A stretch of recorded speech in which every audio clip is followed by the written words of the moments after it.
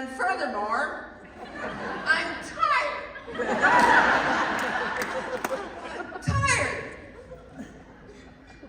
Listen, getting old is not for sissies. Do you know what the worst thing is about getting old? Sleeping with geezers. You have to sleep with geezers. Forget about investing in one of those fancy black satin little nighties with the crotchless panties. Well, you might be wearing that. You know what he's wearing? This is a surprise. Sweatpants and a hoodie.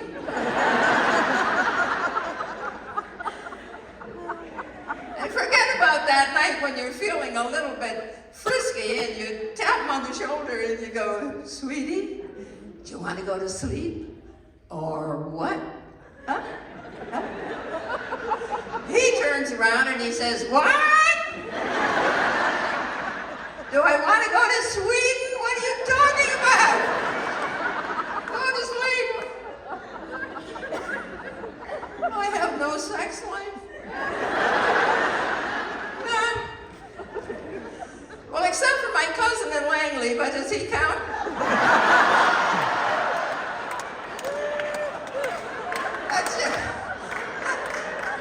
That's just a little family get-together.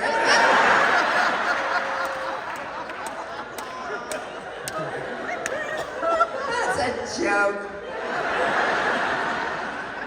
That's not true. My cousin doesn't live in Langley. Let me tell you, when you get to be my age, the dating pool is very shallow. Because all the men my age are either still married, still dead, or still gay. You lose. You're either a home wrecker, a necrophiliac, or just a friend. Not that I wouldn't prefer dating the younger guys, you know, all the young studs, but it's a little difficult to talk them into it.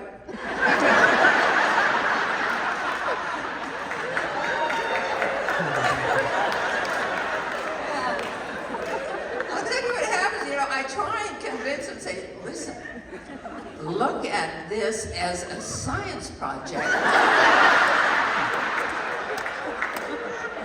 You'll be experimenting with gray matter. It's not that great.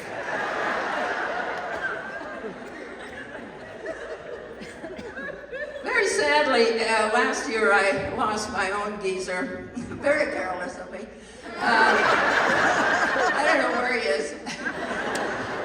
Actually, I was driving past the old folks' home the other day, and I swear I saw him hanging out of a second-floor window yelling. I kept on driving. Well, he's the one that broke it up. He said our relationship had lost its spark. I said, oh, I can fix that. I can be sparky. So I went out and I bought one of those French black satin bustiers with the push-me-up top, because I need that. Listen, when you get old, things start to hang. It's kind of like the Hanging Gardens of Babylon, but there's no greenery. So actually, I talked to my doctor about that. I said, I'd like to get breast reduction surgery. He said, well, you know you're with Fraser Health. I said, I don't care, I want it. And he says, why? Why? I said, because this is affecting my balance. It is. So every time I take off my bra, I have to hang on to something or I topple right over. So then I got the matching black satin garter belt and the fishnet stockings and the high heel. And I said, when he sees me wearing this, I think we're going to have a little game of, I'm going to catch you, I'm going to catch you. No, wow! Couldn't believe it. He just glared at me and he said, don't you ever again get dressed up like that and come waltzing into Home Depot. I just wanted to take it to lunch. Oh, you're surrounded by geezers. I have an next-door neighbor, old geezer. He's always inviting me over for dinner. Can't cook worth a darn. All right, so a couple of nights ago, I said, okay, I'll come over.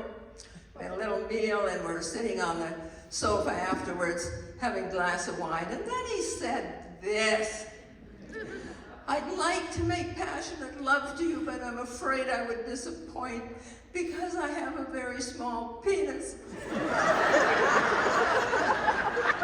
And so I thought I'd cheer him up a little bit, and I said, I bet it's not as small as mine.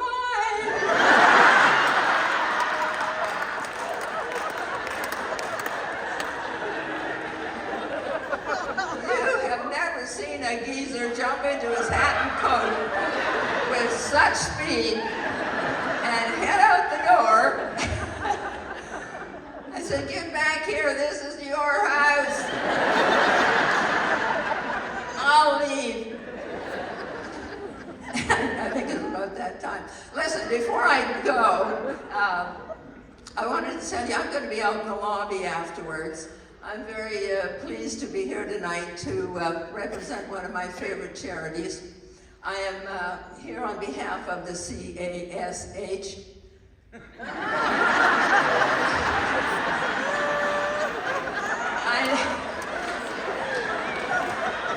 I know it spells cash, but actually it's the acronym for the Canadian Association for the Sexually Hesitant.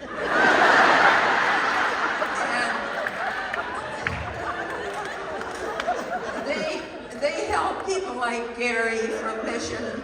I think Gary's in row F. Hi, Gary. Gary's 47 years old and still living with his parents in the basement.